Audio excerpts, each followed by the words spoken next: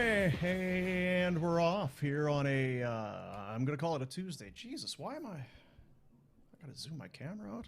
Jesus. Too much me. I know it's hard to believe. It's too much me from the looks of things. There's Retro. How are you, the Retster, on this beautiful day? So good. So good. Yeah. And no Pinder, oddly. Good. Even better. Yeah, it's not bad. We'll survive somehow. He is, I've seen some stuff, not surprisingly, come up on either he's sent videos or I've seen it on his social media feeds. He continues to be a lot for those around him, is what I'm guessing. It seems like the this whole thing. It's global. It's a global thing. It's not just Calgary. It's not just us. So that's good to know. Misery loves company. Just learn to shut it off sometimes. No, he can't do it. Have you got the right microphone? Oh. Or am I just hearing things? We'll bring in Frank Seravalli, who is standing by. No Pinder, but we've got Frank, so how great is that? Our NHL insider, who of course joined us yesterday. We're now a day removed from the news that Daryl Sutter has been fired as the head coach of the Calgary Flames, and the Flames, they're just the darlings of the ball. Everyone's talking about the Flames. Who's going to run the team? Who's the GM? Who's the coach going to be? It's all it took was some firings to get everybody excited about the Calgary Flames again, Frank. Who knew? It took 82 games for people to get excited about it. But at least here, obviously, people are buzzing. How attractive are either of these jobs? Because I know when we talked about it before, when Brad was let go, or when Brad decided not to come back, that you had a head coach you were going to have to cultivate a relationship with. That's not the case. Now just kind of on its merits and its merits only. How attractive are both of these jobs individually for guys out there? I would think pretty attractive. I think my bigger question is how big of a swing will the Flames take outside of their organization for either post, given some of the financial realities that are in place with paying Daryl Sutter $4 million a year for the next 2 years. Like, it almost feels like a given that that's going to be hanging over Don Maloney's head in terms of the next step in the process. But if you're just looking at this team on paper, someone asked me this morning, how did the Calgary Flames go out this summer and find more goals? And I'm like, more goals? They're fine. They don't need more goals. They can score. You know, Jonathan Huberdeau, I don't know if you saw his interview on French radio yesterday, essentially saying a big reason why I played the way that I did last season was because of Daryl Sutter. Okay, so you take Jonathan Huberdeau to, I don't know, not 115 points, but 85 points. And you have Andrew Mangiapane get off the mat next season. And you have Elias Lindholm re-sign. And he plays, better with the uptick in production from Huberdeau if he plays with him. Like, whatever the case is, it's easy to kind of paint a picture, at least in my mind, for this team to be significantly better next year and be a playoff team. A lot of it will come down to goaltending, which we've talked about. But in terms of the actual positions itself and the longer term future, the 5 years out of the Calgary Flames, how much different does it look like when the Flames actually have a new arena and a practice facility and all those other things in terms of recruiting players? The GM job looks more appealing. They have a team that can compete now. And the head coach job, I think, is appealing for anyone. Red, I want to get your thoughts on that. Now, Huberdeau was on French radio, and for more or less, I don't think you're putting words in his mouth, but he said, yeah, part of it was the relationship with the coach. Couldn't understand the way that Daryl the way that he handled the Jacob Pelche first game in the NHL situation, like so many of us. You mentioned yesterday about Blake Wheeler and how he reacted to the comments from Rick Bowness. What do you make of Huberdeau now? And this is one of those things I feel hypocritical because we tell guys, they're boring, no one says anything, and then they say stuff and we crush them for it. I'm not crushing him. I appreciate his honesty. But that said, what are your thoughts on it? You're muted. You're muted. Still muted. Still. All right. He's still muted. I I guess, Frank, did you have an issue with it? Did you see anything wrong with it? I just, anytime I get some honesty anywhere, I'm all for it. So I'm certainly not going to crush the guy, but it was interesting for sure for him to basically say what everyone was thinking. Well, so now he said it. I think what it does is it puts the onus on him now to come back and be the player that is signed to this $84 million contract next season and lives up to it. Because there is no more excuse now.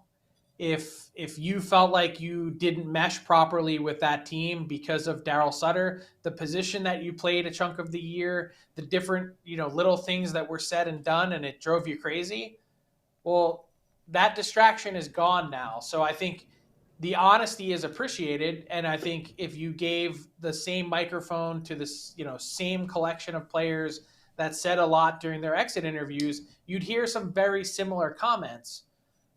But how do you then back it up now and follow that up next season with whoever is behind the bench?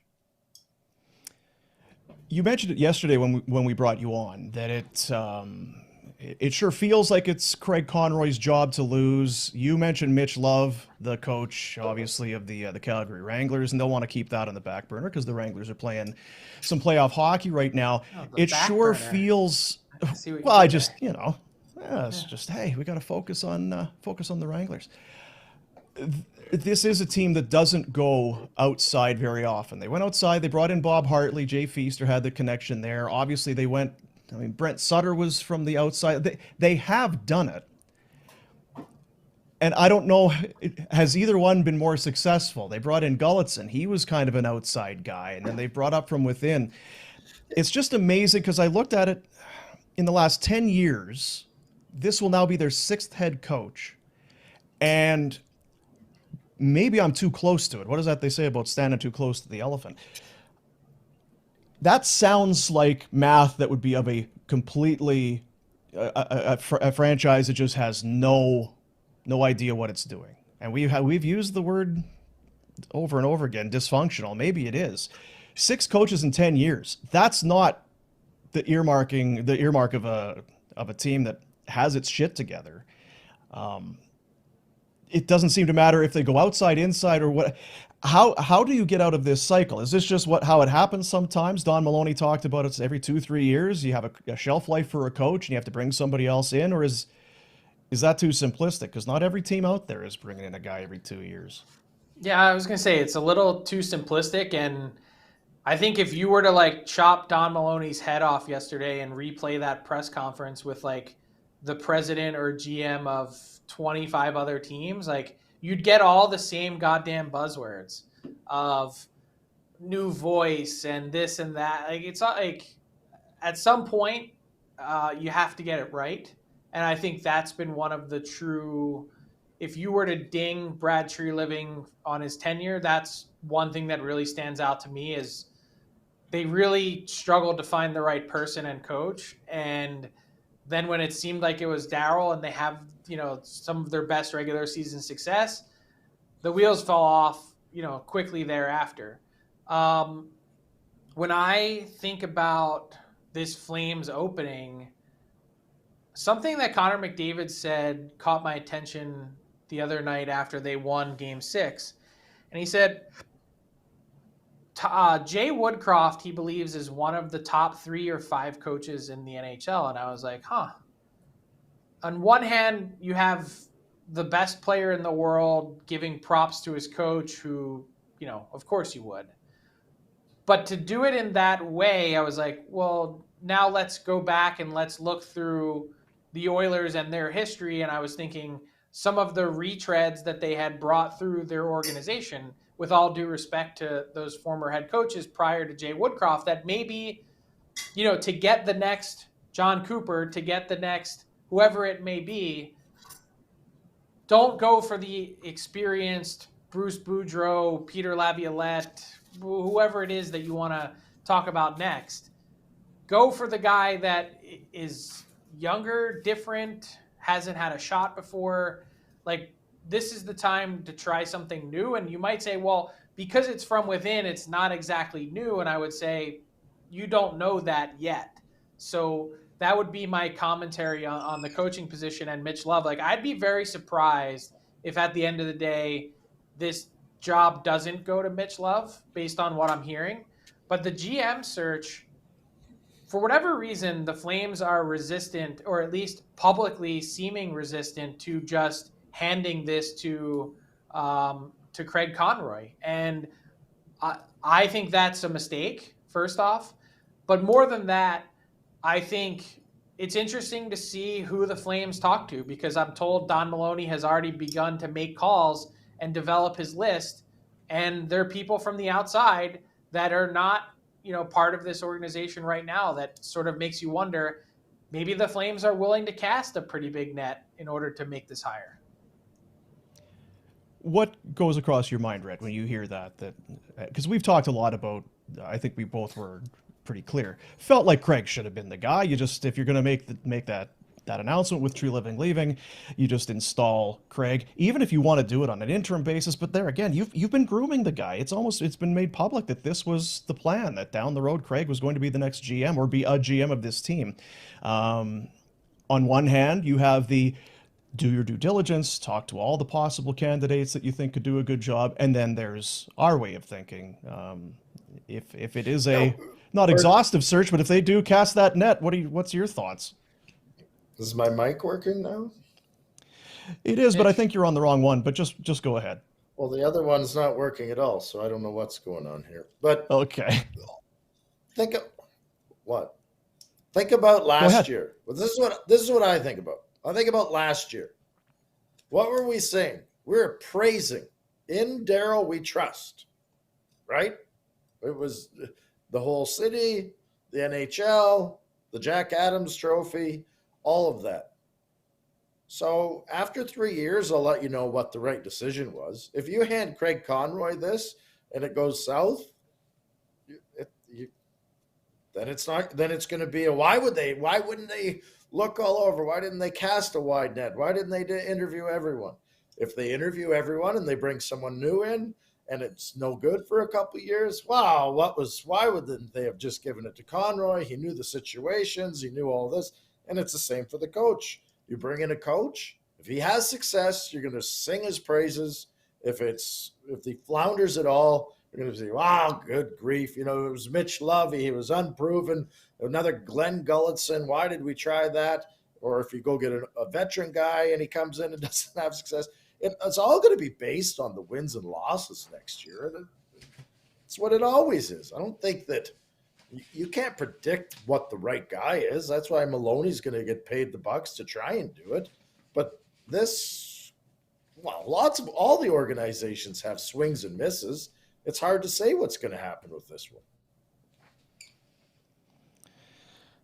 It's a convenient spot for us, and we're all there. We can look back. I think that it was pretty clear after hearing Maloney yesterday that it was not because Daryl Sutter can't coach.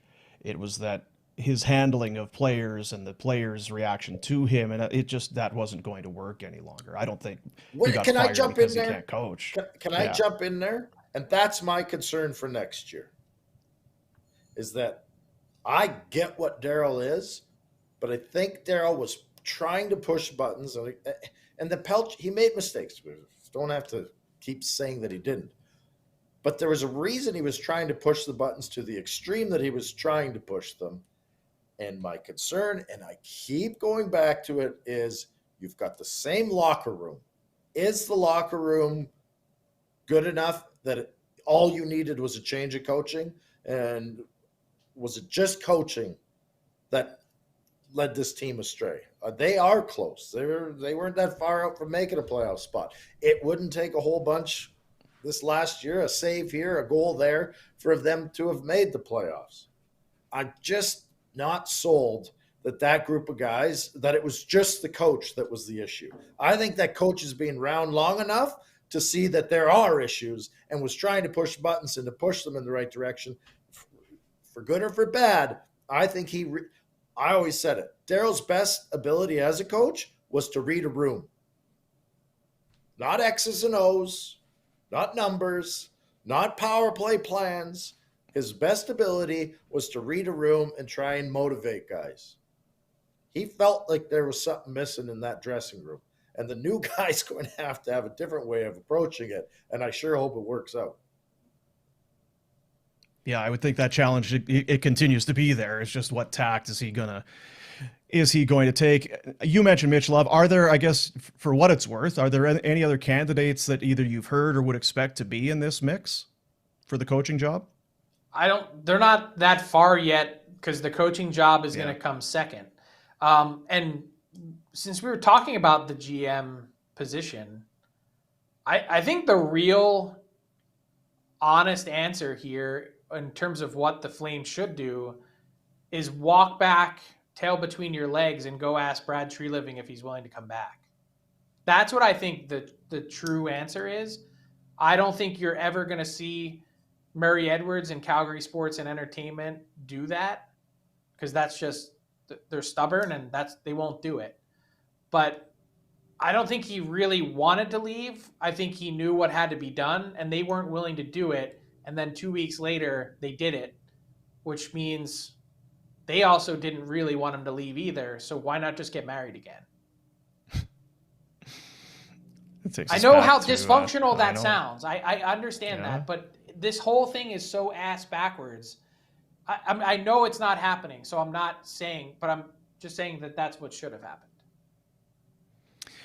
We can move on. The New York Rangers, their season comes to an end. You talk about upheaval. There were draft picks spent. Chris Drury went and got Patrick Kane and got Tarasenko and did a lot to add to this team. And they get to 7 games against the younger, quicker New Jersey Devils. And they looked out of gas last night. It was a lot of Devils, despite the fact the Rangers outshot them. I guess what's now the fallout? I know on dailyfaceoff.com you have your 8 burning questions now that we're through round number 1. And part of that is the Rangers and Gerard Gallant and the likelihood of him staying or going, I guess, without giving away all the goodies on dailyfaceoff.com. Your thoughts on it? We're all brothers here. We can give it away. Yeah. I fully expect a coaching change from the New York Rangers. I think, in fact, their coaching staff itself, I believe, expects a coaching change. 2 years at the post, I think they felt like, at least from talking to people around the league, that the Rangers, a team built to win now, didn't have enough creativity, enough in-game and in-series adjustments that were made. And for a team that was sort of ahead of schedule last year, getting to the conference finals, spending as much as they did last year, first, second, third, and fourth round picks, if I'm not mistaken, to have all those players walk, and then this time around spend similarly in Tarasenko and Kane and not even win a round, has put Gerard Gallant directly in the crosshairs. I don't think, just in the same conversation we were having about the coaching staff in Calgary, I don't think it's all on the coaches. Patrick Kane is clearly laboring. He's obviously going to be having off-season hip surgery. Tarasenko, he was fine. But when it came to the rest of the New York Rangers' big guns, essentially really outside of Chris Kreider, I mean, they just didn't have it. And the 2 other things that stand out to me, aside from the lack of speed for the Devils in comparison to the Devils in round 1, would be the Rangers don't have a shutdown line. They don't have any sort of defensive, component among their forward group that they can throw out against an opposition's firepower. And 2, their defense, although physical, outside of Fox, doesn't have really anyone who can effectively move the puck. K-Andre Miller, you see it at times. It's inconsistent. And the rest of their group, they just leave too much up to Igor Shesterkin to cover up their issues. And you can get by like that against, some teams, but you can't win a Stanley Cup like that. And they've got some surgery to do, and they've got some cap considerations now in order to try and tackle it, that they really have 3 more years, essentially, to try and do this with Shesterkin at a really reasonable salary before they have to bump him up. And they've already got a bunch of questions to answer now. Yeah, I saw a lot of the. You did this with Lundqvist, and now you're doing it with Shesterkin. You're in the goalie wasting business. I don't know. Did they need? And I think it's again. You talk about convenient after the fact. There were sure a lot of people on social media singing the. Why did you need Patrick Kane? You didn't need to do this. You disrupted the flow. You disrupted chemistry. I don't know. I mean, at the time, I thought if you're getting Patrick Kane and not giving up a first round pick, this is a guy who's won. It's New York. It seemed like a no brainer to me. And I don't know, like you say, he's got a hip issue clearly. But I don't know. There's not many times that a team goes out and adds a big name or two at the deadline, and then runs through to the cup final and wins it. It feels like if you are looking for that kind of an ad at the deadline, you don't have the team that you need to be a true cup contender. I don't know if I buy that. Like, I looked at the Boston Bruins this year and all that they added, and I was like, that team took a really good team that continued to they went on after that and set records. That team doesn't have a hole in their lineup. Like, there's not one position that I'm looking at the Boston Bruins saying, man, that team's not good enough to compete for a cup. And they absolutely gag on it against the Florida Panthers, 3-1 series lead, 3-2 lead with a minute left. Like, no excuse. I don't look at the Rangers and say, again, I pointed out the things that that I think are missing, the elements, but I'm not always convinced that adding at the deadline is the right play. But to say that you're not improving your team or that it doesn't mean anything, I think is a step too far. I thought that to me with the Rangers, it was the kids. Like in Jersey, Hughes is taking over games, and you notice him all the time. Where's the first over pick, Alexis Lafreniere? Capo Caco, 2 points? Lafreniere, 0 point? Like, I get that they had an older lineup and Kane wasn't as good as he needed to be, and they looked slower. But that's where those guys are supposed to pick up the slack, aren't they? Like I didn't think they were noticeable enough. Yeah, and I think it's unfair to call them the kid line anymore. Like, when you go through a run like you did last year and you get to the conference final, like, to sit here and say now, oh, well, you can't expect too much because they're young. Like, I'm sorry, that doesn't apply anymore, especially with the pedigree that they have. They needed to give more. I'll be real honest. Like, I'm not sure how much more they have to give. Yeah, that's the scary part. What's the story in Colorado? Some raises are kicking in. Obviously, they lose in round one. There were injuries and suspensions partway along the way, but they are out defending Cup champs that in some ways feel like you just come back and try and do it all over again. But the cap implications are not insignificant in Colorado. Yeah, not defending Cup champs anymore. I mean, That's over. That's kind of the amazing part about round one is just how wide open it is, right? Like, there's 8 teams left. 3 have never won the Cup before. And the last one to win among the 5 is Carolina in 2006. So it's been a while, and we're going to have some fresh blood, so to speak, hoisting the Cup this year, which I think is awesome. But with Colorado, like, it now becomes, for a team that rebuilt and got Cale Makar in the draft after a horrific season, they now have cap concerns and cap hell for the first time, really, through that stretch. They had one more year of McKinnon this year, which I think is fair to question why that team didn't do more at the deadline. I think perhaps maybe they were thinking, we've had all these injuries, just getting everyone healthy, getting Landeskog back for the playoffs, which never happened.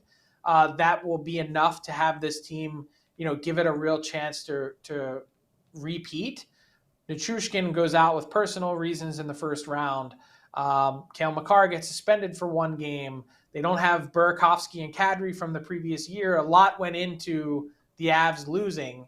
And now they're faced with a situation where essentially the Avs, Bruins, and Tampa Bay Lightning are all kind of in the same spot.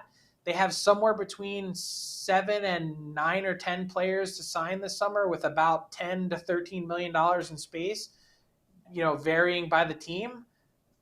For a team that already lost Kadri, now could lose JT Compher down the middle, which would be a real sting to that roster. The Abs have, they've got tough decisions to make. They're probably going to have to say goodbye to Sam Girard in the back end. I think there's real value there. I think some teams are wary of an undersized defenseman. But they've got some tough calls to make. Boston, same thing. You're probably saying goodbye to one of Carlo or Grzelcyk on the back end. Taylor Hall probably on his way out at $6 million. Do they try and re-sign Tyler Bertuzzi? All these teams, Tampa, you heard their injury list today. Victor Hedman, hip impingement, all these different things. Tampa probably needs to say goodbye to Alex Killorn after 2 Stanley Cups. What about Ross Colton? There's some really tough cap crunches for a lot of these teams this summer. Bergeron, you think he's finished in Boston? And David Krejci? I think Bergeron, no. Krejci, yes. I think Bergeron just has a little bit more in the tank. Krejci, to me, looked like he was more or less gassed at the end. Still impactful at times and had a great regular season. Maybe they both come back. If they do, they're going to have to be under vastly different financial circumstances because Bergeron and Krejci still kind of got paid last year. The Bruins have a $4.5 million salary cap overage as a result. So what does that mean? If the cap's $83.5 million next year, the Bruins are starting at 79. So that's part of the reason why their crunch is even more significant. I just read, I don't know how you'd approach it, if it'd be different for you, but having that team be that good in the regular season and cough up those types of leads, I don't care if you go back and you lose in the first round again, but to have that be the way that your career ends, especially for such a decorated player like Bergeron, I'd work my ass off to come back. Yeah, it all depends on how the body feels, right? I don't think he wants to go out like that at all. And I almost feel bad for that Boston organization. They've been good and he's been awesome for a long time. And sadly, they've got they got a ring, and which you can't take away. And that's amazing. But for as good as that team and organization have been for the last decade or even longer, to have one cup is almost staggering, especially after the year they had this year. But none of us can know what it feels like to go to the rink and have to get ready to go on the ice for Patrice Bergeron, right? If the body's given out, sometimes it's just time. So I don't think he wants to.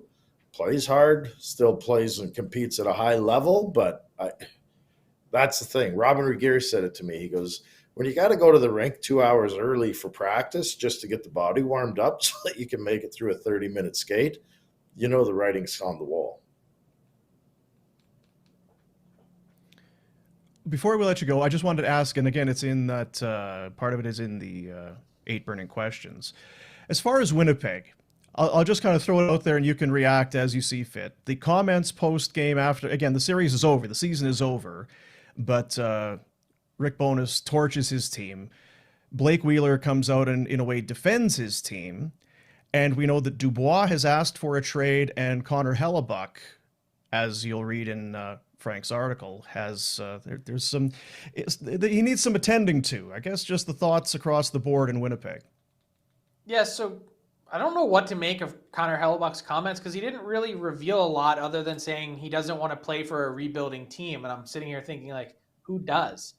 I felt like with Blake Wheeler and some other players coming out, basically, going against Rick Bowness, saying, I wish he said that to us and kept it in the room. I felt like they were just telling on themselves.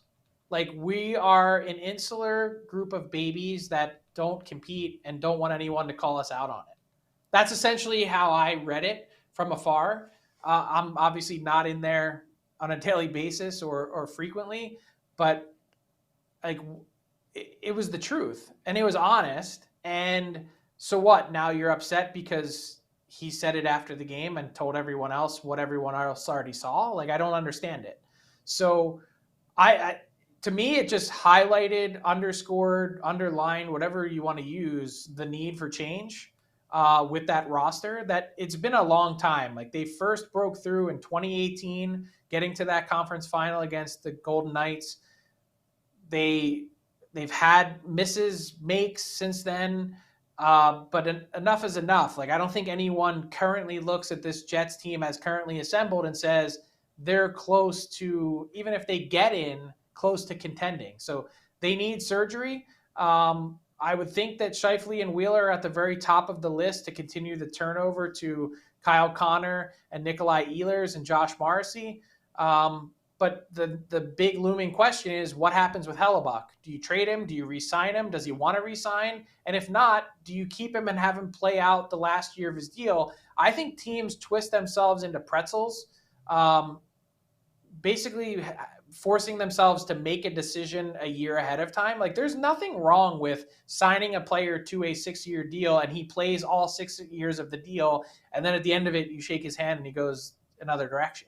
Like that's okay, and it's okay in every other sport. Happens all the time in baseball and football and everywhere else. But for whatever reason in hockey, it's like, oh my God, you can't let that guy walk for nothing. And I just don't know that you need to make the decision, but it feels like the Jets are going to make some kind of decision with regards to that anyway. And with Hellebuck, the tough part is with goalies, you never really get the value back in return that's commensurate to the value that they provide to your team. So I think the Jets are in a bit of a tough spot. And in this new world, it's, in a way, you're not getting nothing. You're getting cap space. You're getting all those cap dollars back that and most teams do spend it anyway, for a team like Winnipeg, $6-7 million, you can repurpose that. And Rhett, you talk about it a lot, that sometimes whether it's bravery or smarts or just kind of swallowing hard and making a tough decision, like Frank says, I think a lot of times teams just feel like, well, we just can't let that happen. So then they sign an extension, and I don't know, 7-8 times out of 10, it does not work out very well. I think Frank is bang on with that, where you let guys walk. It's the fact you have to put in the plan, has to be in place to fill those spots, right? Like Aaron Rodgers is a great example. Brett Favre, the Green Bay Packers know there's a shelf life to these players, and they draft a guy to fill that role when that spot becomes available again. You just have to, I think the GMs lose sight of that, and they go, oh, I got Hellebuck here, so I'm not going to work for anyone else or have anyone else in place. So you got to have those guys in place so that when they do decide to walk, yeah, they walk. Maybe it's the best thing that can happen.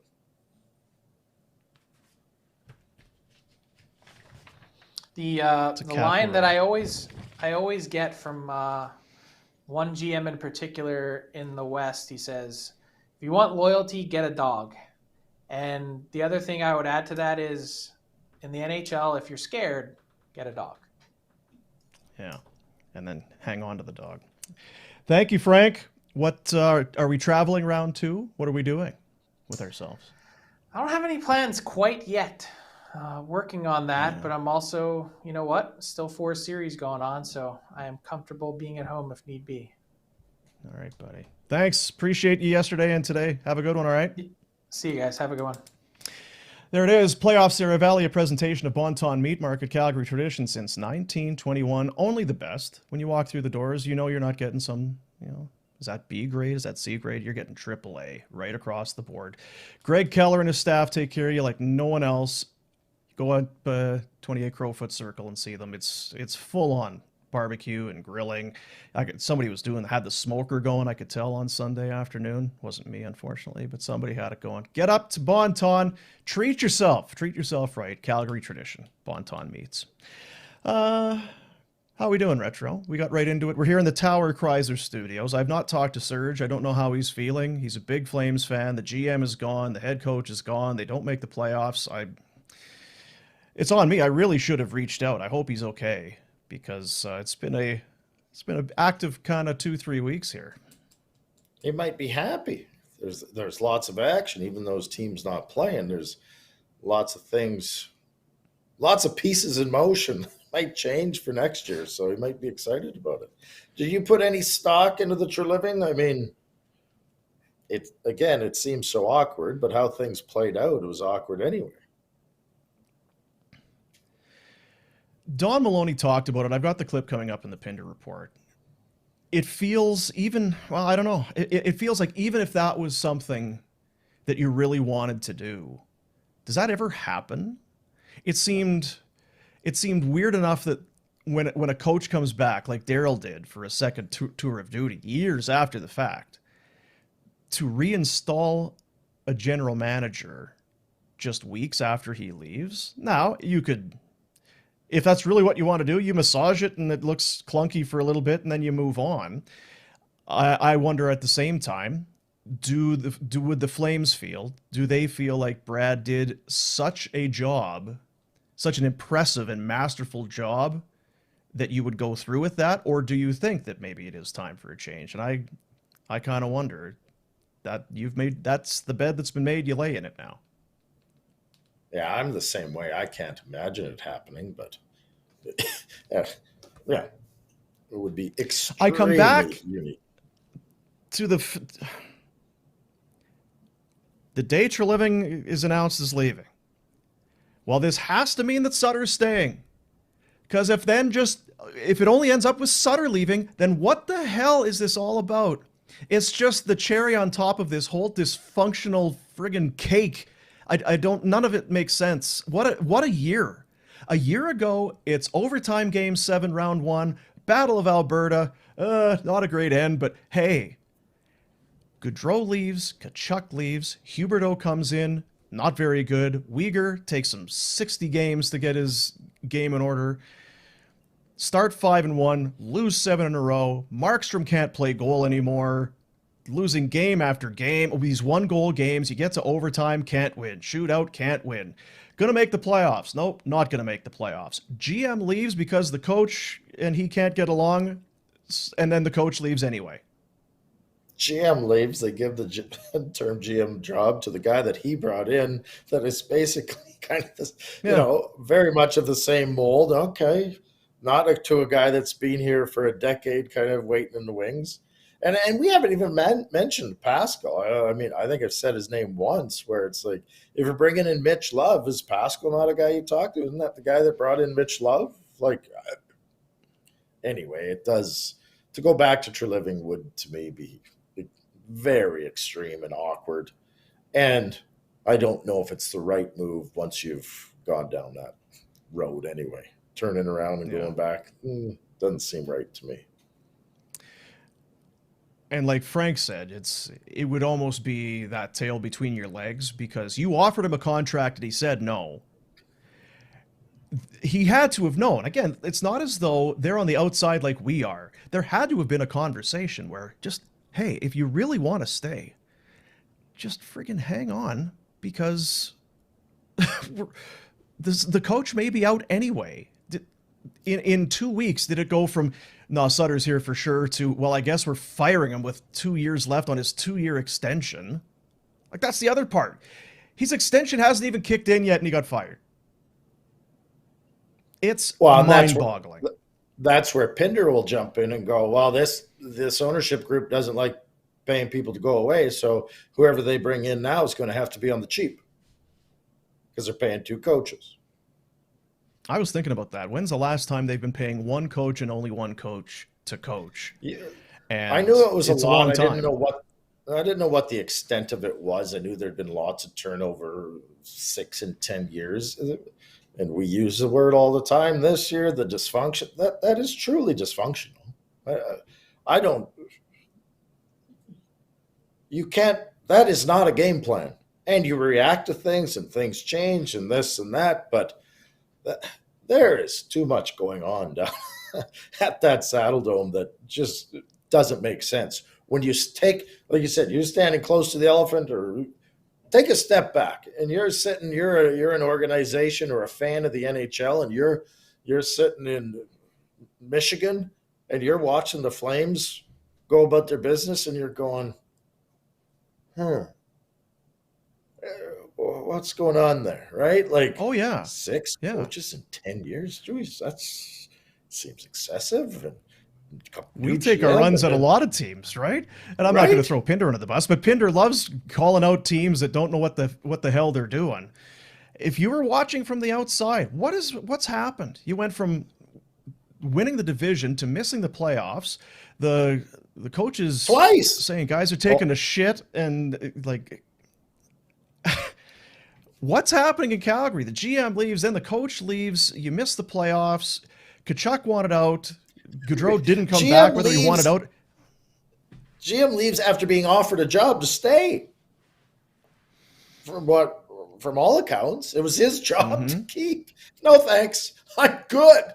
Like, that alone should scream, whoa, what is going on there? And then you're like, okay, well, it's a coach GM fight, and he didn't have the support, and he wanted to fire the coach. So the coach won the power battle. Okay, well, that kind of makes sense. And then he left. Now you what? They fired the coach too? What? Wait a minute. I thought it was a power struggle and the coach won. It is. It's awkward. So you've got the GM, coach. The coach couldn't get along with the GM, so the GM leaves. Coach moves up. Then you've got the players. The players didn't like the coach, so now the coach is out. Do you know what? Right? Where's the friggin' hierarchy? And you know what? If you have a bad coaching fit, if you have a bad fit as a coach, just because if you don't get it right, it doesn't mean, well, we just have to stay with this guy, even though we know that this probably is not going to make itself work. It's not going to solve itself. And you go back. So Sutter is out. To be determined whether or not he should be out. Again, it sure looks like the relationship that he had with the general manager and obviously the guys in the room. And we'll hear from Maloney from his clips from yesterday. And Eric Francis wrote about it. It's not about hockey. It's how Daryl has handled people, his relationships with those around him. And you've said it, the tighter the vice gets, the worse it gets. And the vice is super tight. And coming off of Jack Adams and a playoff round win, all of that was a recipe for disaster. Now he takes over for Jeff Ward. Lovely guy, but I think everybody across the board had to see that Jeff Ward, more of a support guy than a head coach. Fair? It is fair, but this is where, and now there's been a decent amount of turnover inside the dressing room, but this is where I still go back to that dressing room where it's like, there's no captain, you don't have leadership, maybe because of Daryl, you haven't embraced youth too much, and you had guys wanting to leave here. Like the GM didn't want to stay, Gaudreau didn't want to stay, Tkachuk didn't want to stay. Like, you got a coach in Ward who, I agree with you, probably isn't meant to be the head coach, but couldn't drag anything out of these guys. They wouldn't play for. He's a players coach, right? And again, you've got a couple different names, but the players coach couldn't get the guys to play. Now the hard ass comes in and takes them to one great season, and then the next season they shut off again. And there's enough faces in that room that are similar. You know what I mean? Like, It's not all new faces. So what the is going on in that dressing room? And how many years did we watch that team? Again, there's always change. But I'm guessing if you went back far 6 years, there's guys that have been there for 6 years that were there that we kept saying, you lying bastards. We love each other. We play hard. We have the best room and we're the best teammates ever. And they're horse shit and they never make playoffs or do anything in the playoffs. And you're like, something doesn't add up. It's still not adding up to me. It still doesn't add up to me. A new coach is all fine and good. A new GM is all fine and good. These new players, all fine and good. When is it coming together? When's all this shit that we've mucked into a pile starting to form into something that resembles a team you want to fucking cheer for? Pardon my language again. I'm trying not to swear anymore. But honestly, there's so much blame to go around. Okay, you've fired the GM. You've fired the coach. What are you going to do as the new GM if these pricks don't play for the next guy? You're screwed. I mean, because the big contracts are the guys you'll want to dump, and you won't be able to. Like and I don't trust that it's not the room that's the root of the problem. Because it's been too long a track record of ups and downs and lefts, and the coach's fault and this guy's fault and somebody's fault and the rink's no good and we don't like this and it's bad travel. And be a professional and go play, please. Go play for the city. Go play for the jersey. Try to fucking win the Stanley Cup. Thank you very much. Again, sorry for the language. One team wins every year, and then the rest of the league and their fans and media and staff are left to wonder, well, what the hell, right? And with the Devils winning, that was that was their first series win in a long time, and maybe it's the same in every market where ownership is called into question, the hiring practices, free agent decisions, contract numbers and term and all of that. But it sure feels like it's the same story a lot here. Well, the Toronto Maple Leafs have what? One playoff victory in 20 years? 19 or whatever it is. How many do the Flames have? Couple after 04. Yeah. 2.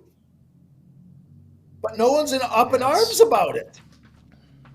It's you're right. One team wins, but there should be demands or wants or desires to be better, right? First round, hardest round, absolutely. Not every team's going to be Chicago or LA and win a couple, or Pittsburgh and win back-to-back, or Tampa Bay and look like a dynasty. Sure, absolutely. But you could be better than what you've had. You sure as hell should be better than 6 coaches in 10 years. You should be better than guys wanting to leave. Right? Like, and the people should the fans in Toronto were, if they'd have lost again, the city, it would have been an explosion, a bomb going off, and it would have been a mayhem to trade guys and make changes, and Dubas is fired. I guess that's happened here, but it's happened before and nothing's changed. And we've talked about it before, and you do wonder if Monahan doesn't get hurt and remains at a 30-goal clip, and if Gaudreau stays, and if Bennett pans out a little bit more than he did, let's be honest, he was a top 5 pick, if he's a little bit better, and if on the blue line, if Valimaki doesn't get hurt and kind of delay his, it changes everything. When the guys that you draft, and it's not squinting to say that Monahan could be a 30. He was. He just didn't continue one of the best finishers at that in level. the game. And I don't think Valimaki's a Norris guy, but what if that guy, again, mistakes made, should have held on to him. But it changes everything when those players are better. And I think that it's reasonable to think that all of those guys could have been better. And you miss Tkachuk, obviously, watching him right now. The Tkachuk in this playoff is the guy I was excited to see a year ago. I remember we talked about it. I said, the one guy I can't wait to watch now is this guy, because he seems like he's been born to play in the playoffs. And I guess he was injured and whatever else, but it was kind of a quiet run through the postseason.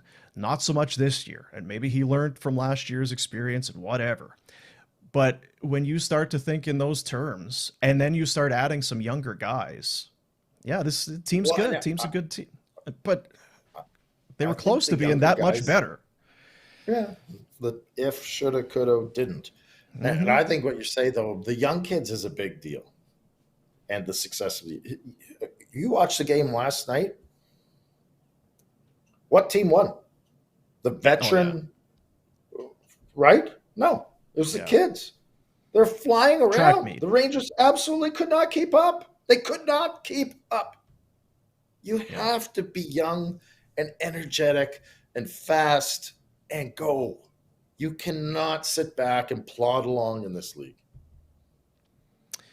And there it goes back to another conversation. We're kind of all across the board, but you have Hughes, who went at first overall. You have Heischer, who went first overall. You had a team that bottomed out. We talked. What was the math? That's their first series win in 11 years. So yeah, you were bad for a decade. But so, but We have 2 in 20 years. Right? Yeah, Like, I mean, but you're, bottoming no, it's out not. I to know be what you're 28, saying. 29, it's, I know what you're yeah. saying, but what's success measured by? Make the playoffs and lose in the first round every year? I I got to know. squint for that to be my measure of success. I really have to squint. And now people can text in and say, Florida Panthers. And I can't argue, right? Yeah, 100%. Florida Panthers beat the best team ever, and they just squeaked into the playoffs. So maybe getting is a measure of success. But boy, I'd like to see more. Yeah. It's another. I was thinking about this, the off season, and how we were ready for it a year ago. It's going to be a crazy off season because it was gonna. What are you going to do? It's how good can they be next year? And now it's kind of the same thing, but it's so different. Can you imagine a year ago if we'd have said they were going to be searching for a GM and a head coach? But here's my thing to you, though. What? So they get it. So they get a new GM, and I don't even care who it is. Get a new GM and you get a new coach. Doesn't matter. The new coach is good enough to get these guys to play. Are they the New Jersey Devils next year in the playoffs, or are they more similar? Or are they more similar to the New York Rangers or the New Jersey Devils next year? I know. Are they the Boston Bruins or are they the Florida Panthers next year? To me, they're a veteran. Well, they're designed to win now. Yeah, they're old bastards. That's why. It's an old squad. Even Dubé and their young guys they're not young anymore. They weren't making, right? Like, I see it, this team, even making the playoffs, they better have success quick, because I think some of those guys that they've got signed are going to, and you go, oh, the cap will go up. Sure, maybe it won't be as handcuffing as I envision it, but I see a lot of those guys, they might have a year, maybe 2, kind of ride, plateauing off, if not cratering. And then you're going, now what are we doing? Yeah. Right? Now you've got Lucic again, and it's love him. You always got to preface these things with saying, oh, I know.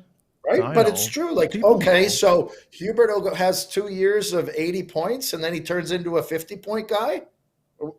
We're okay with that? We got 5 years of a guy making 10 plus at 50 points. It's not far-fetched to me. It's not far-fetched. And now you're absolutely anchored. I'm rooting for him to do it, but to Frank's point, and I know we were going to talk about it, Huberdeau, you best have a really good season next year. Let's see it, because it was not that you weren't given a pass, but there was enough else going wrong. But you were a star forward that cashed in big time, and now that raise hits, and the coach that you couldn't get along with is gone. Be good. Better be good, because that's it's not going to go well here at all. If he thinks this year was tough, have another year like that after the team has seemingly met all the demands and changed everything, and now you're making north of 10 million. Well, now what's the problem, right? That pressure goes big next year on him if it wasn't already. Interesting. Let's do a little bit of this day in Flames history for McLeod Law. McLeod Law, you know what they are? They're Calgary. They're proud of their Calgary roots, big part of their long-standing client relationships. They understand the city, the people in it, the way things work here in Calgary.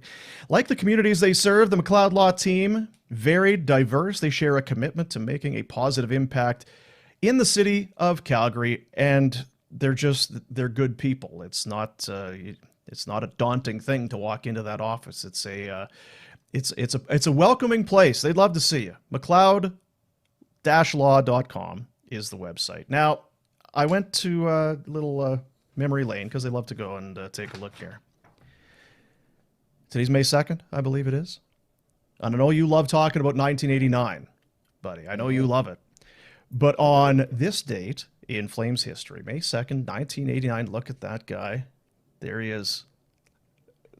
looks like you could play D. If you just took the blocker and glove off, there's Mike Vernon, and he continued to lead the Flames to the Stanley Cup. And on this day, watch some of this. Now, I went through the tape, and this wasn't the busiest night that Mike Vernon ever had in the playoffs, but this is the round against the Chicago Blackhawks. You can go ahead and roll it. Game 1 of the Campbell Conference Finals. Remember the old Campbell Conference? There you see the numbers. 2.51. Not sure that would fly in the league these days, but nonetheless, there he is. Game 1 at the old Dome. 3-0 win over the Chicago Blackhawks. He picked up half of his 6 career playoff shutouts during the 1989 postseason. This one put them in a pretty good spot. Moving on, and there again, you talk about 04 for these guys too. It was, okay, well, you went in 86 to the Cup final. When did you believe? When did you think that you could go all the way? I love these guys. Look how little Mike Vernon is / was, right? God. So on this date, 3-0 shutout for Mike Vernon. And I had one other little thing here from the very same game.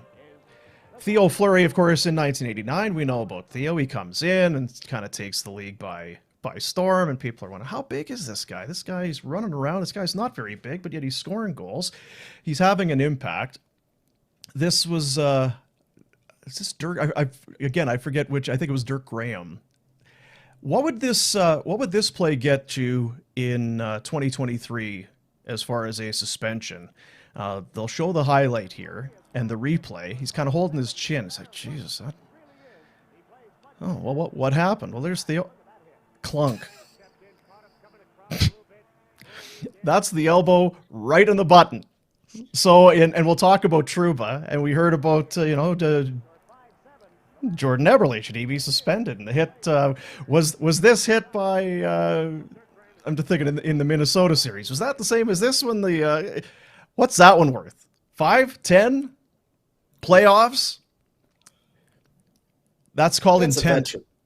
That's a veteran, Dirk Graham. He's fine. You can't go after that. He is fine. That's just how you play.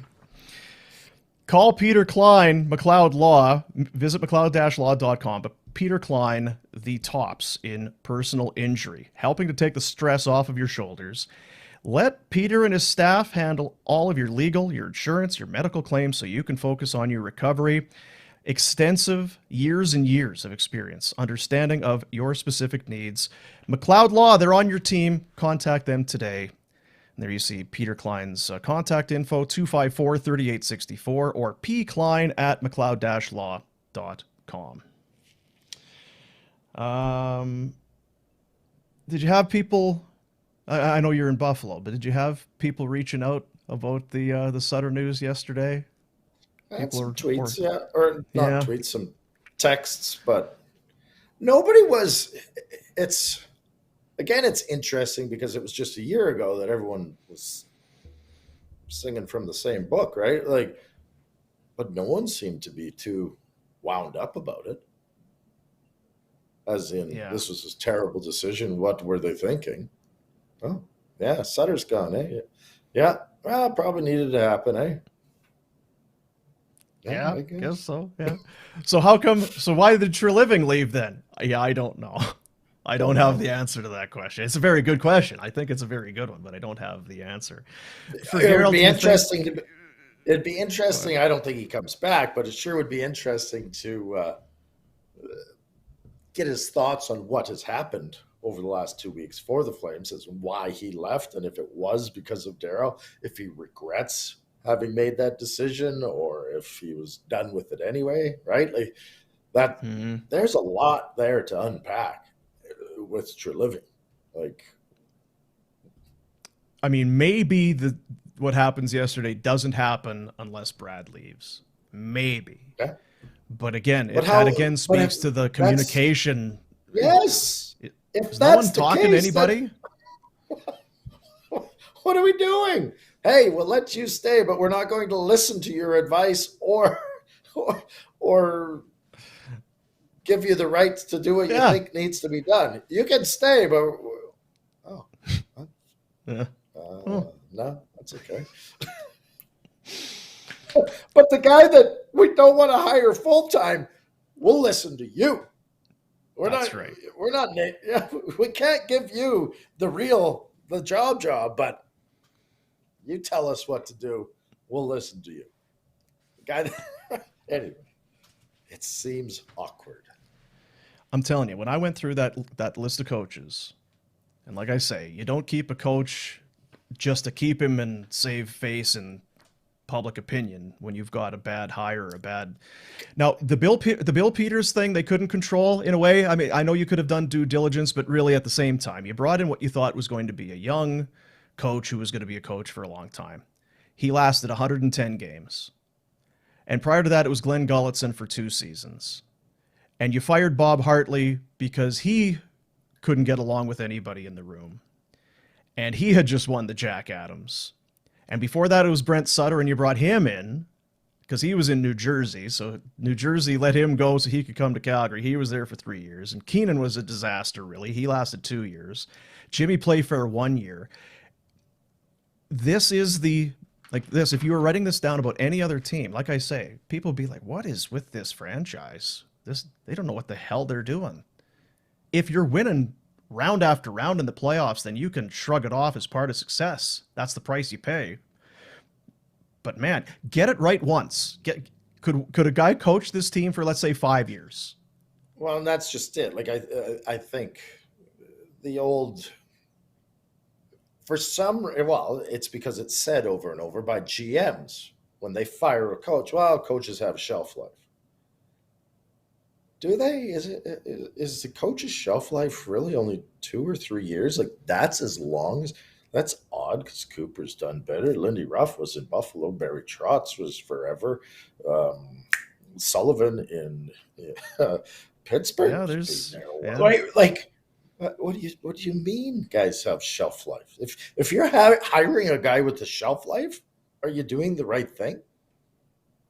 Right? Like if the trend is, hey, we're going to hire this guy, he's got a 2-year shelf life, which is what Daryl was portrayed as having. And a lot of people say he shouldn't have got that extension. There was no plan to give him that extension. It was to come in, right the ship, have a 2-year, 3-year thing and get him out of there. Is that the right approach? Right? Like it would seem like no. So, but then again, you thought you have this team. It's a veteran team. You think you're close to getting over the hump. Daryl's the kind of guy that can do that. He came in. Look what happened in LA. He came in, and it was 2 cups in 3 years or whatever it was. And they won a round last year and a division. Is it a division still? Yeah, right. They didn't win the conference last year, did they? The Kings? No, Calgary. The Flames with Daryl last year. You brought him in. He had success, is my point. He won a playoff round, one of the most successful seasons, in franchise history. One of the best seasons ever. And now he's horseshit. Get him out of here. Yeah, you lose your 200-plus point guys, and it's the coach's fault. Forgot how to coach. Or maybe the team wasn't as good. I'm not happy. Now, I was having some fun at your expense with sending in these home videos of you with your sleep apnea, and I've been telling you about outdoor dental. Go and get this done already. You were in town for a couple weeks. You didn't go and see Dr. J. And then last week you had a video of me, and you did it again. And it's one of those things where you see an old home movie, or you hear your voice. It's like, oh, that sounds weird. And then you see videos of yourself. It's like, man, do I really look like that? Is that what I look like? Well, this was an eye-opener for me.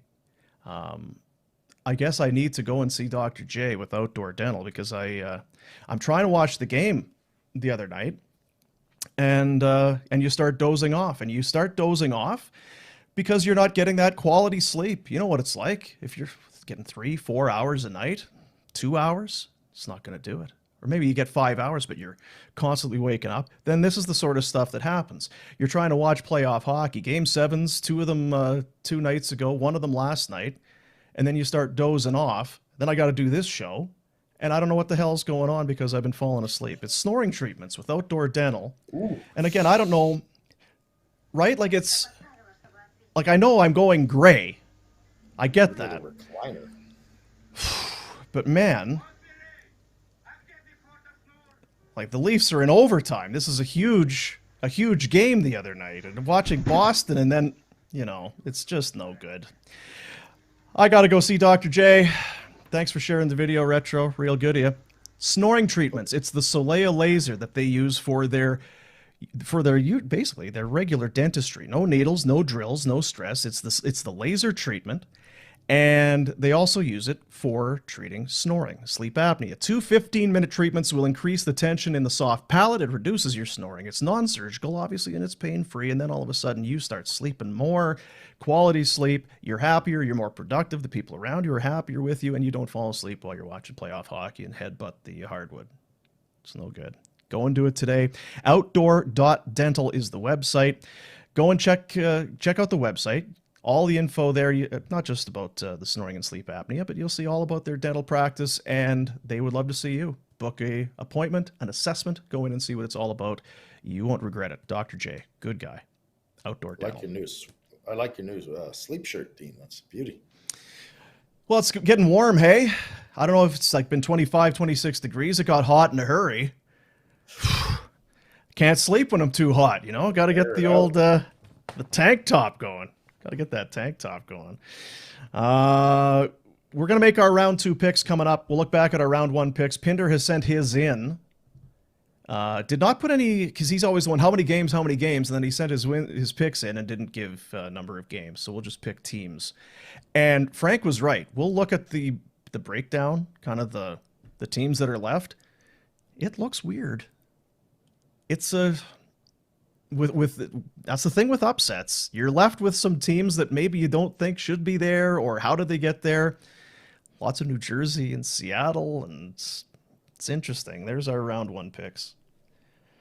That's a great picture of Pinder there. That's well done. Rangers, Devils. You and I both had the Rangers, so Pinder got that one. You got the Panthers over the Bruins. I had the Canes over the Islanders.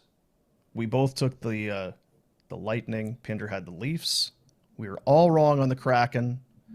Pinder can't take the Oilers, so he took the Kings, and we had the Oilers. You had the Jets, Rets Jets, as we recall. Pinder and I both were on Vegas. First game was good. Nice win. Yeah, and we were all on Dallas. So So we were all 3 out of 3.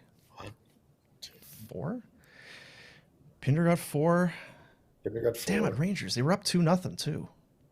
I think they had a win before we did our picks, even, maybe. But, oh well.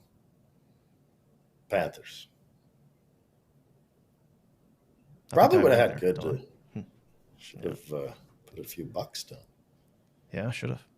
Definitely should have. We'll do our picks for round 2 coming up in just a little bit. Time for the Pinder Report. It's a presentation of Village Honda. Get your car in for that detailing. You're going to love it, because the thing about the salt and the muck, and you're tracking that inside your vehicle too, and it's on your carpets. It's on your floor mats. You've been eating food in your car all winter long, and there's French fries and stuff all ground into your seats, and your kids with the car seats, they got Cheerios everywhere, and there's just let Village Honda take care of you. $79.95 is where the detailing packages start. Book it online. Check it out online at villagehonda.com. They are your dealership for life. It's the Pinder Report.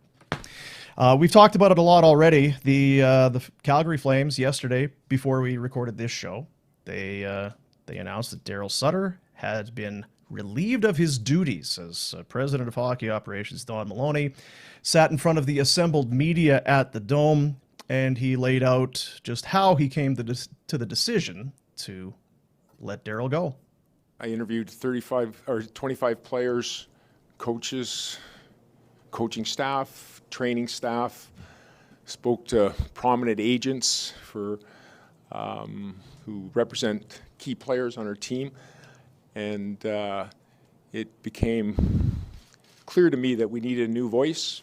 I found that I think in today's world, he's a firm coach, a hard coach, a demanding coach. That there's a shelf life to that type of coaching, and unfortunately for us, I think that his time obviously I felt his time expired with us. And I'll add before I get your thoughts on it, because you have kind of touched on it already. But talking about the conversations, now that's internal. You have those end of season player meetings, and of course he met with Daryl. He said he sat down with Daryl for over 2 hours. Oof, would have been a treat. But he added there, and he got into it a little bit more in detail about how the game has changed, and now the players, they hold a lot of power in their hands now. They've got the guaranteed contracts and all of that in situations like this. As we saw, it's not about handing over power to the players, but they have some leverage in these situations. And again, I think it's today's player too. 10 years and 20 years ago, they wouldn't say boo generally, but now the players of today, they want a voice, they have a voice, and you have to listen to that voice. They had some real observations and how in their minds, how we should move forward. They had some real observations, Rhett. Had some real observations. I think they were fed up with the coach. They've got rid of the coach. It's very worrisome. What's that saying? The prisoners are running the prison or whatever. Yeah. Inmates in the asylum. And he actually brought that up at the press conference. But I guess the flip side to that is when you are the president of hockey ops or the general manager and you have a steady stream of players echoing the same sentiments about the coach, there has to be a point where you take that into consideration, right? Absolutely. But I would also like to know what Daryl reported back to him on his players. I think that to me would be as interesting as what the players said. I get the players don't want to play for him anymore. I get that he's a hard ass. I get that he grinds you. I get that you're sick of him. I understand that part. My question is, he's not an idiot. What's he telling Maloney about those guys in the room? Yeah, that would be 2.5 hours, 2 hours plus. Who's dominating the conversation? It would have been a fly in the wall situation. Now you brought it up. So Treliving leaves. Brad Treliving leaves because, and again, it's they said, no, this is just he needs a break. He just needs a break. It's this is not about the relationship with the coach, but yet it's pretty clear. An unworkable relationship with Daryl. That's why Treliving left. So now that Daryl is gone, is there any chance Treliving comes back? I interviewed 35 or 25 players, coaches, coaching staff, training staff, spoke to prominent agents. That's the wrong clip. Who represent key players on our team. Okay. I figured I had that labeled incorrectly. Is it 3 or Maloney? Whichever one we haven't played. Not Maloney 4, Maloney 1. I got so many friggin' clips here trying to do this Pinder report and everything. Anyway, F it. He said basically, okay, go ahead. Yeah. We had some good news last week when talking to Oliver Shillington. No, stop. Okay, we're going to play that one. Good news, Oliver Shillington. We've seen the shit online. He's doing kettlebells and skating and looking good and all of that. This was Maloney talking about a conversation that he's had. Looks like maybe Shillington could be back. We had some good news last week when talking to Oliver Shillington. It certainly seems he's in a very good place. Told me he's excited about coming back next season, which is a very positive for the organization. There you go. So, top 4 defenseman if he can get back to what he was. You think that has anything to do with the coaching change? Boy, no, I don't think so. if it does, that's some kind of balls that Shillington has. The guy that finally played you, gave you a bunch of ice time, got you a fat new contract. Like, I can take the year off. I don't know. Yeah. Yeah, maybe not. Maybe not. Anyway, moving on. NHL last night, we've talked about it already. It felt like the youth of the New Jersey Devils. They were outshot, but that was about it. It was a lot of New Jersey as they beat the New York Rangers by way of shutout in Game 7 to advance. Akira Schmidt has been a great story. His numbers have been outstanding. He took over for Vitek Vanacek. 4-1 through the 5 games that he's been in. A 1.39 goals against, a 951 save percentage. He joins Carey Price, Ilya Bryzgalov, Felix Potvin, and Chico Resch as the only rookie goalies to post a Game 7 shutout win. Do you remember the Ilya Bryzgalov? That was when he was with the Mighty Ducks. What year was that? 2006, a Game 7 shutout. I believe you were there for that one, weren't you? Yeah, but it could have been very similar to this game where it was a bunch of old guys trying to beat a bunch of young guys. Right. That's right. So there you see it, 4-0. The final on that. Hischier was great. Andre Palat, 2 assists. He was tremendous. And it's a lot of looking in the mirror for the Rangers. We talked about it with Frank earlier. Patrick Kane and Tarasenko and a lot of these guys. Well, Fox had 8 assists, I think, in the series. He got absolutely walked last night for the first goal. Like, embarrassing. Like, just outworked and just, can't play my own end. I'm terrible, right? Like, I don't know what to make of that. There were a lot of people that cover the Rangers said that was his worst game as a Ranger. So, bad timing for that, obviously, because he's been a Norris Trophy candidate, and he's been that kind of a guy. Now, also last night, we saw another one, maybe not a more punishing open ice hitter in the game right now than Jacob Trouba. Remember, he caught Nazem Kadri when the Flames played the Rangers, and Kadri's a veteran. This is a guy that's not usually going to get caught with his head down, but popped his bucket right off of his head, knocked him down, snapped his neck. It seems like lately these hits are becoming bigger and more violent, and last night we saw maybe the most violent one of all. He catches Timo Meier as he comes in over the blue line with his head down, and a lot of varying opinions on this one. You've got a player whose head is down. He's kind of bent over. Trouba comes off the bench, a quick change, so Meier doesn't really see him until the last minute, obviously. But that's a freight train. Do you have an opinion on this? Because a lot of people seem to. I love it. Great hit. Man. If you're going to allow hitting in the game, and there are rules where your feet need to be on the ice and you have to tuck your elbows and you can't. He did it all right. It's all there. It's all there. And luckily for Meier, he goes into the old concussion protocol and he was okay. So, or as okay as you could be. Wonder what that's. Hey, sorry, I nearly killed you. Yeah, thanks for not killing me. That's awesome. You almost did. You did almost kill me. But thanks for not completely killing me.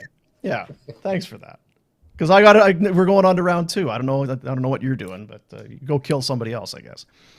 So yes, we are off to round 2. Florida, Toronto will open things tonight at the Scotiabank Arena, and no one in Toronto knows what to do with themselves. They don't know where are we going. Do you go to a game? How does this work? Round 2, they can't figure it out. But there it is, the season series between the Leafs and the Panthers. Leafs go 3-0-1. Not a defensive struggle. Goals against and goals for both teams well over 3 in this thing. So we'll see. I would say it will be very difficult for the Panthers to win this first game. After the emotion of playing on Sunday night, now it's Tuesday, you're right back in it. There has to be a natural reaction to have a deep breath. Ooh, okay.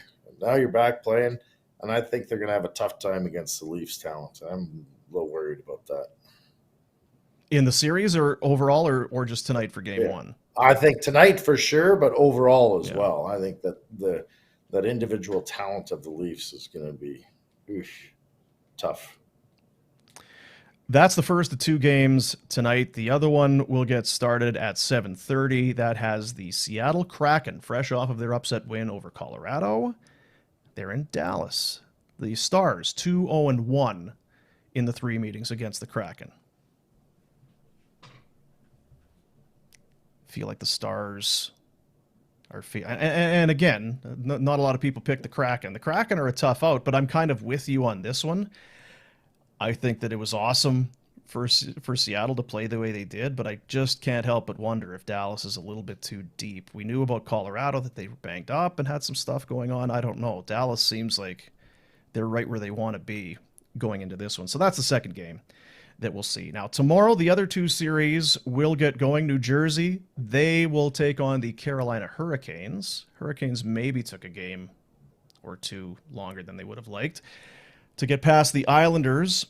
But there you see it, pretty close. 2-1-1 in the 4 games were the New Jersey Devils. The should be a hell of a series, this one. It should. And again, you talked about it. It was glaring how much slower the Rangers looked at times compared to the New Jersey Devils. I think Carolina plays with some speed. They've got some younger forwards that zip around. This should be a track meet for sure.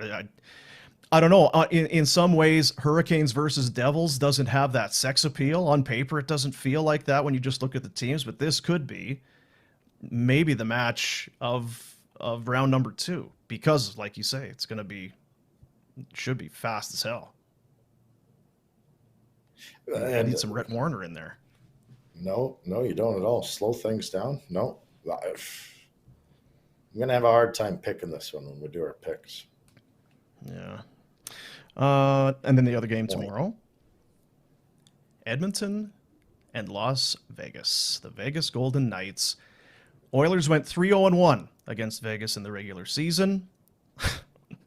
Their power play is stupid. Their power play is stupid. It was 60% in round 1, 56% against Vegas in those 4 games. Those whistles, the whistles go away as the playoffs get. They really go away. Because when you're at a 60% clip on the man advantage, you're gonna be able to absorb some mistakes 5-on-5. I don't know. This one doesn't feel hard for me to pick when we do our picks a little bit later. I don't like it, but it feels easy for me to make this one. It's not ideal, Bob. Not ideal. Moving on, the Toronto Blue Jays taking on the... there you go. There you see it. So there it is. So you just look at those teams. Yeah, you expect Dallas, I guess, to kind of be there, but Oilers and Leafs and Panthers and Canes, it's just... On the surface, that's a weird feeling second round kind of a bracket, even though I think all teams deserve to be there. I guess that's a good... Is there one team that you think shouldn't be there based on how they got through round 1? No, I thought Seattle outplayed Colorado.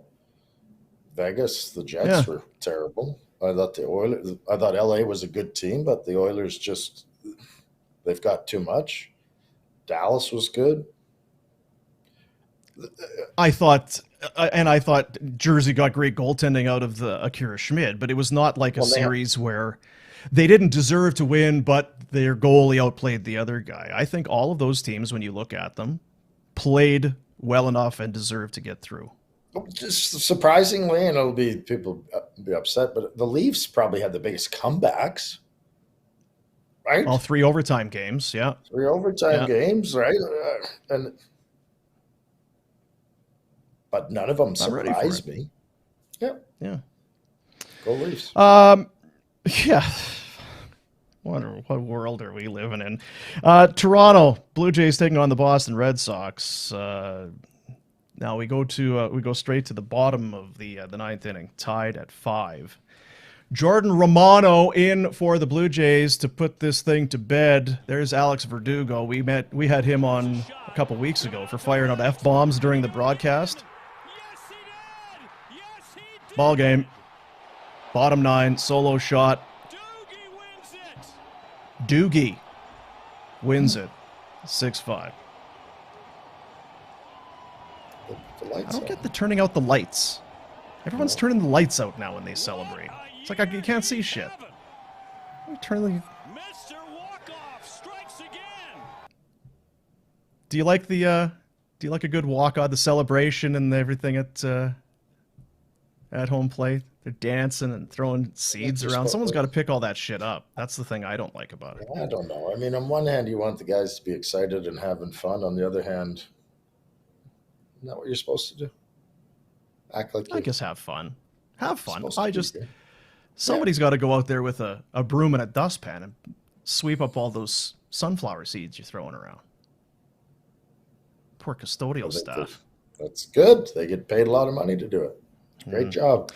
Benefits. Blue Jays back-to-back losses. They will continue their 4-game visit to Boston. Yusi Kikuchi goes for the Jays today. And last one for you.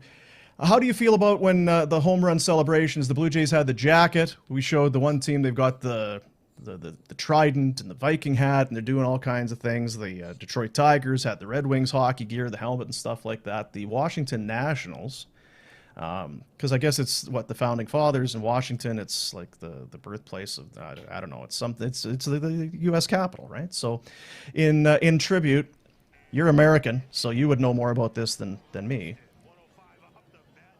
They've got the wig. Hey, patriotic.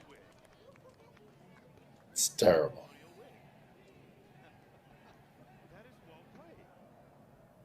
There you have it.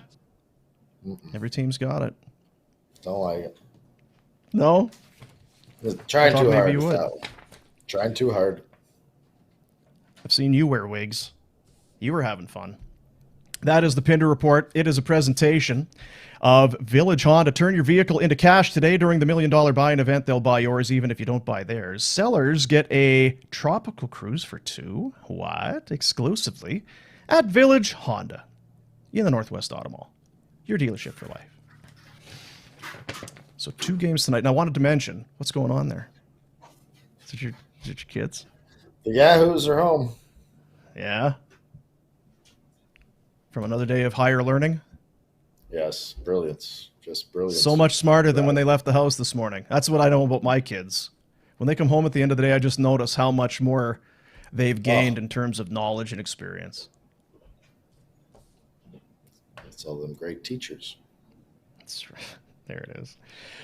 Mad Rose Pub, one of our OGs. They were helping us out through all season long. You were able to enjoy the odd Flame experience here and there, courtesy of Mad Rose Pub. Now the game it keeps on going. Now you just got to go to Mad Rose Pub when they've got the games on. Canadian teams, and I know for Game 7 last night, they've got it on. All the screens in the bar, plus play-by-play over the speakers. It's a real. They're not trying to fool you. It's the place you want to be. 20 beers on tap, kid-friendly Saturdays, Sundays, and Mondays. Great food. We've talked about it. Entrees. They are very proud of the product that they deliver, and they should be. Gourmet pizza, dough, signature sauce made fresh every single day. Visit their website. You can have it delivered to your house, madrose.pub. Or if you want to be there, get into the atmosphere. If you're, I don't know, I guess if Leafs, jeez. 15 Royal Vista Place up just off Country Hills. Matt and everybody, good spot, Mad Rose Pub. I'll be wound up. Poor Red Dog. Because when I was in there, I was talking to Dog, big Boston fan, wearing his jersey. He'd have probably been wrapped up for a Boston-Toronto round 2, but Dog might be a little quiet. Maybe a little quiet. I'm happy the Panthers are in, but it might have been more fun to watch Boston and Toronto. See, that's the thing. We love the upsets, right? We love it when the chaos happens and you get upsets, but then inevitably you move forward and you're thinking, oh, it might have been better to have that high-end Boston team up against Toronto. Now, I mean, Florida... They earned it. Maybe Florida does it, but that's what, when we talk about round 1, that's usually why round 1 is so exciting, because you'll have some upsets and then, well, that's their Stanley Cup. That's their big accomplishment of the season, to get through round number 1 and upset that team that they were never going to upset. the only thing with Florida is if you take away this past regular season, you were talking about a President's Trophy team. You were talking about one of the best teams in the league, and maybe it just took them a little while longer to iron stuff out. I saw the clip this morning. The last time that Florida was in Toronto, they'd just come off a rough loss against Ottawa. That was when Keith Tkachuk ripped the Panthers on that radio show or on that podcast, and Paul Maurice, that's where that video was for about 30 seconds. He was just going up and down the bench and just F-bombing and MFing those guys nonstop. And then things kind of turned around for them, and they ended up making the playoffs. So Paul Maurice is a guy, you forget how long he's coached. Eh? He's one of the most tenured coaches in NHL history. He's been doing it since he was a kid. He was the youngest ever when he started, I think. Yeah. So he did Carolina. He was in Toronto. I'm with you, though. That Winnipeg. Panthers team, I forget who I was always saying it on the show where, while they're gearing up for next year, and I'm like, they won the President's Trophy last year. Yeah. What do you mean you're gearing up for next year? Like, you win the President's. Like, I feel like you want to follow it up. And it's who did they lose? They traded for Tkachuk, so that wasn't a loss. That was a calculated addition. Yeah, right? And like, he basically great. replaced the points that you lost from Hubert. The only question I had for them was why. Again, Maurice has done a lot, but I didn't feel like they needed to make that move. They did. Maybe it's turning out. Maybe that's what took so long, was just getting used to his coaching. But that was the only change they made where I'm like, what are you doing that for? Anyway. Yeah. St. Eugene Golf Resort. Plans are in the works. We're going to be getting out there and maybe taking some friends with us. The St. Eugene Golf Resort and Casino, championship golf course, the casino, the spa, the restaurants, the mountains all around you. And now with the warmer weather, good God almighty. Beautiful, beautiful spot. Get your golf game in gear. The Spring Swing Golf Package is on sale now, but it is selling fast. Starting at just $259, you and a friend. One night stay, round of golf, and the power cart. Available now through May 17th, so time is ticking. Don't miss out. Book it today online, steugene.ca. You can check them out on social media at St. Eugene Resort. Beautiful stuff. I could use a spa. Freaking back in my neck. All that tough. yard work, man. Hard on you. All that yard work, carrying this show on my back. Mm-hmm. They're used to that. That is true. That is true. All right, buddy. Let's do these picks. I think I had 5 right. You had 3 right from last Didn't round. have 5 right. I think I did. Wrong. Yeah, right. Didn't we have come on. I had Vegas. I had Dallas. I had the Oilers. I had did I say the Leafs already? You didn't have the Leafs. Okay. Meet on the middle. I had the Carolina. Canes. Carolina, Did 4. Edmonton, Vegas. Okay, I had 4. And you had 1, 3. 2, 3. And I think Pinder had 4. He had Devils, Leafs, Yeah. Vegas. All right, well, shit. So I was better than you. That's all we just need to know. Moving on to round number 2. Round number 2. We'll start with the action tonight. Toronto and the Florida Panthers. I'll call up stupid Pinder's picks here. He texted them to me this morning. Go ahead. Go ahead. Well,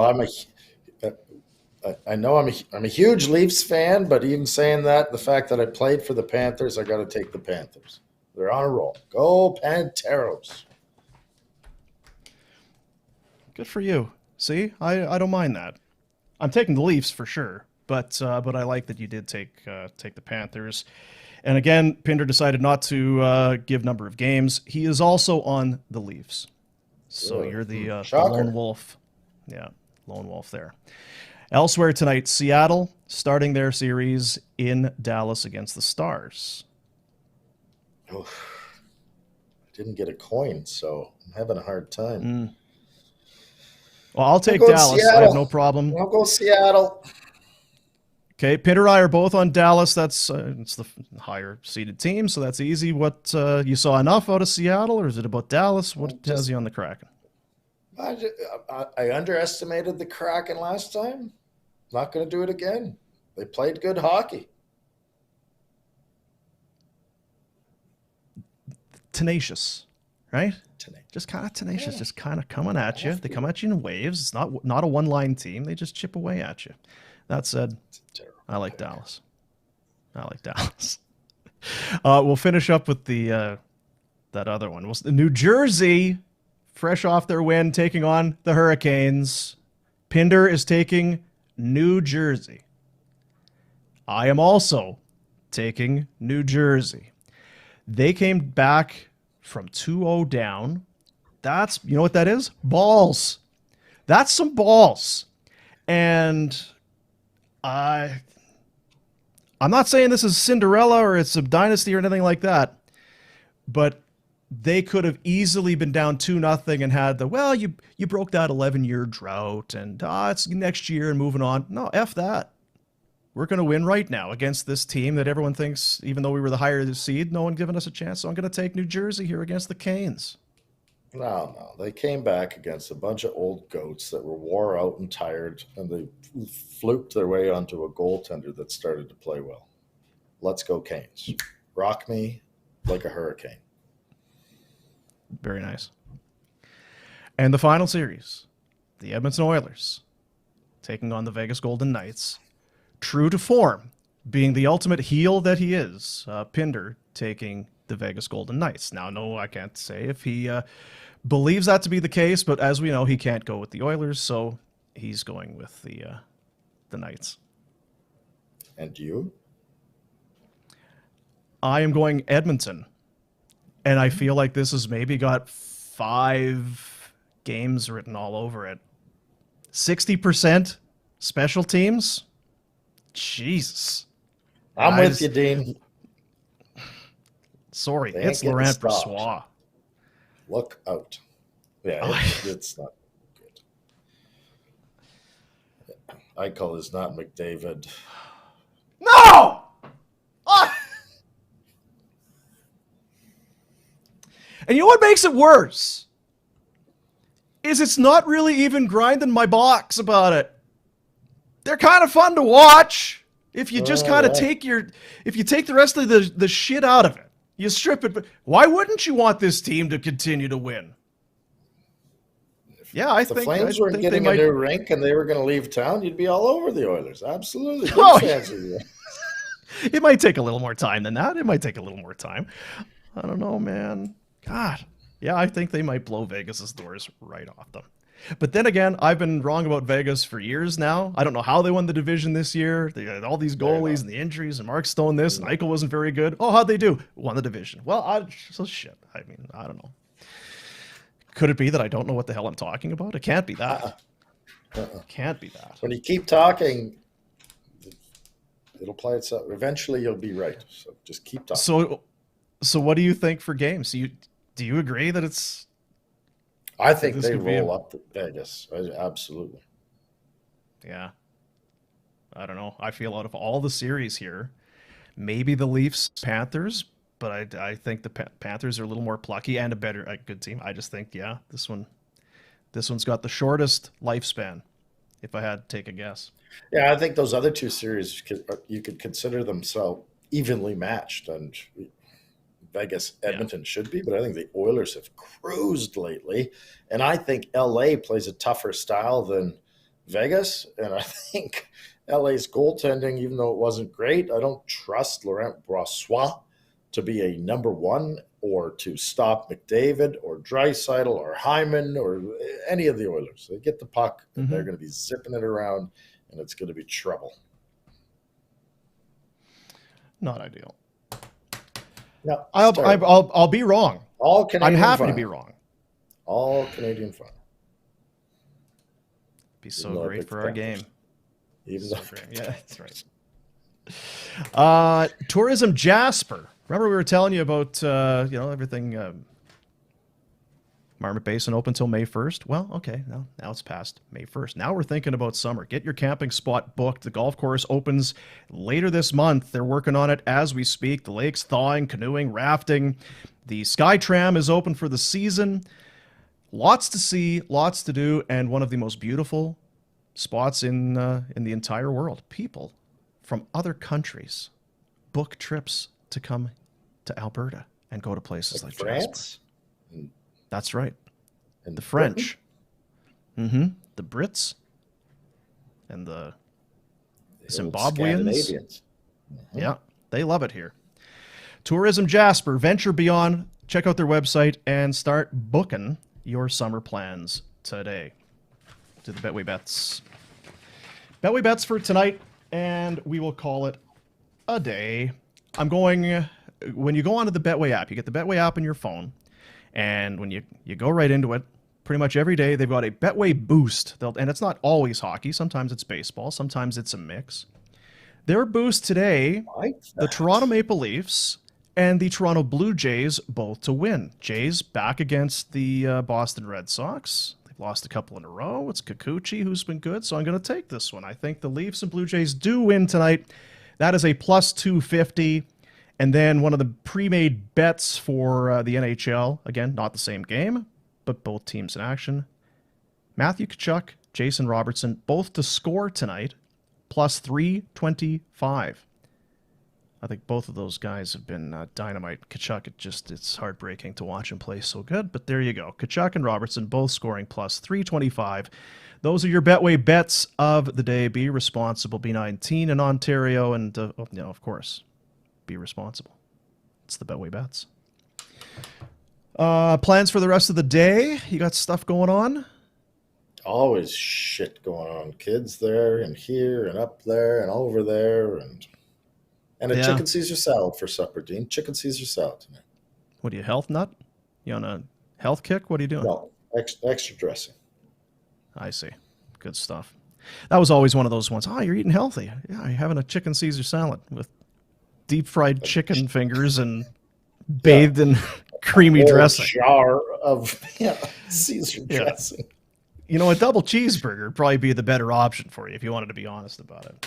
All right, buddies. That's it. Back tomorrow for the Wednesday program. Enjoy your day. See ya. Is the other guy here? Not yet. Thursday. Holy. One more day of peace and quiet. Oilers suck. See ya.